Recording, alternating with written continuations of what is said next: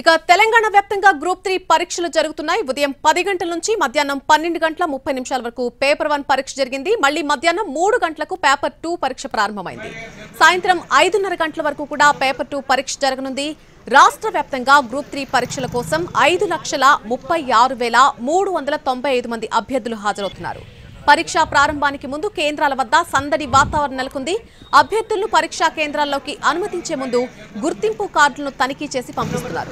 ఒక్క నిమిషం ఆలస్యం నిబంధనను సిబ్బంది పక్కాగా అమలు చేశారు.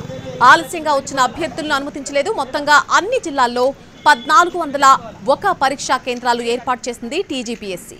ఇక రేపు ఉదయం 10 గంటల నుంచి మధ్యాహ్నం 12:30 గంటల వరకు పేపర్ 3 పరీక్ష నిర్వహించనున్నారు.